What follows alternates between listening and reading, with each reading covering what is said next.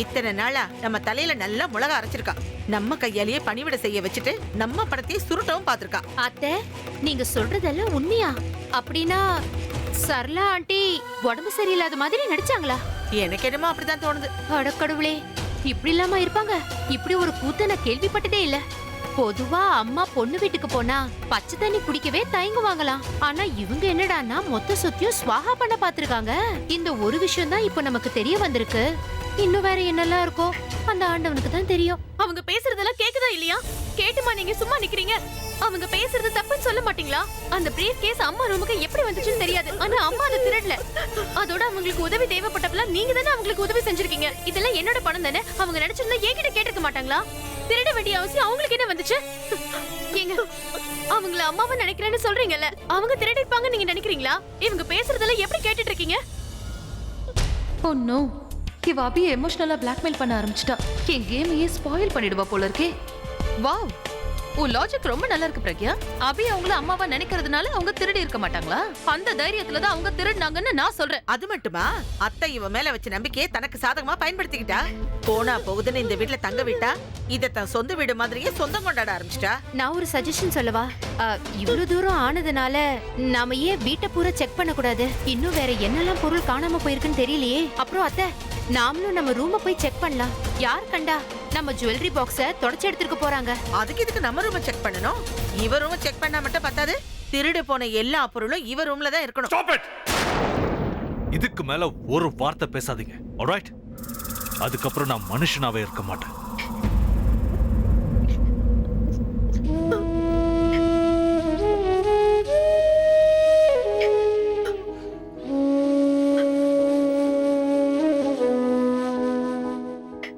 நான் சின்ன வயசுல இருந்து அம்மாவை பார்த்ததில்ல.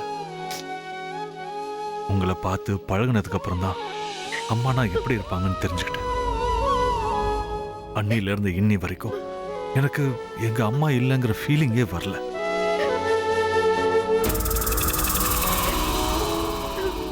கல்யாணம் ஆனதுக்கு அப்புறம் பிரக்யா இல்லைனாலும் நான் உங்களை பார்க்கறதுக்காக வந்திருக்கேன். உங்களோட அன்பு, பாசம், நீங்க காட்டுற அக்கறை, அதுக்கெல்லாம் முன்னாடி நான் ஒரு குழந்தையா தான் இருந்திருக்கேன். செலிபிரிட்டியா ஃபீல் பண்ணதில்லை. உள்ளுக்குள்ள உங்க சொந்த மகன் மாதிரியே ஃபீல் பண்ண ஆரம்பிச்சிட்டேன். ஒரு அம்மா கண்ணுல இருந்து கண்ணீர் வராம எவன் பாத்துக்கிறானோ அவன் தான் உண்மையான மகன்னு சொல்லுவாங்க. அதனாலே என்னவோ உங்களுக்கு ஒரு பிரச்சனைன்னு கேள்விப்படும் போதெல்லாம் நீங்க சொல்லாமலே நான் உங்க முன்னாடி வந்து நின்று இருக்கேன். அந்த மேரேஜ் ஹால் உங்களுக்கு எவ்வளவு முக்கியமானதுன்னு எனக்கு நல்லாவே தெரியும். அந்த நோட்டீஸை பார்த்தப்ப நீங்க எவ்வளவு ஃபீல் பண்ணிருப்பீங்கன்னு என்னால புரிஞ்சுக்க முடியுது.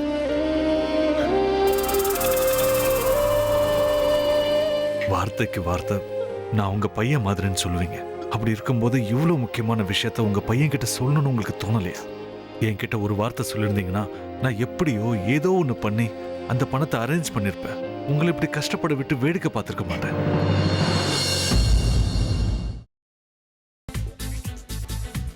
புதினா போண்டா தேவையான பொருட்கள்: புதினா 1 கட்டு, பாசிப்பருப்பு 100 கிராம், துவரம் பருப்பு 50 கிராம், உளுத்தம் பருப்பு 2 தேக்கரண்டி, கடலை பருப்பு 2 தேக்கரண்டி, பச்சை மிளகாய் 2, இஞ்சி சிறு துண்டு, தேங்காய் துருவல் 1 கப், சீரகம் 1 தேக்கரண்டி, எண்ணெய் தேவையான அளவு, உப்பு தேவையான அளவு.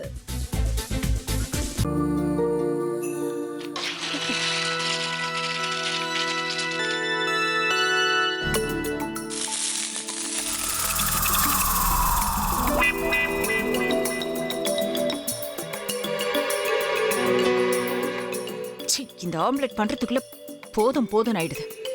தவையோட ஒட்டிக்குது.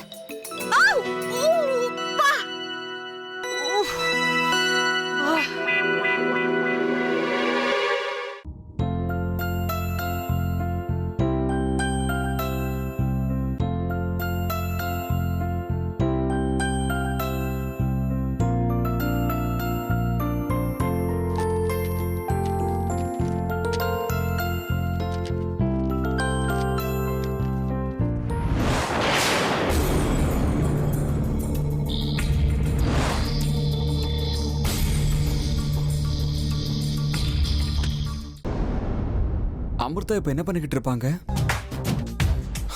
நாளைக்கு எல்லாரும் சேர்ந்து அவங்க வீட்டில் பொண்ணு கேட்கறதுக்காக போறோம். என்ன மாதிரி அவங்களும் ரொம்ப எக்ஸைட்டா இருப்பாங்களோ. ஆ, அதான் ஃபோன் நம்பர் இருக்கே, ஃபோன் பண்ணி கேட்டுடலாம்.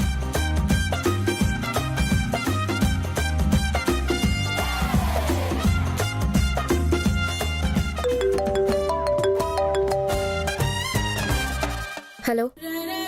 ஆஹா, தேன் மாதிரி உங்க வாய்ஸ் ரொம்ப ஸ்வீட்டா இருக்குங்க.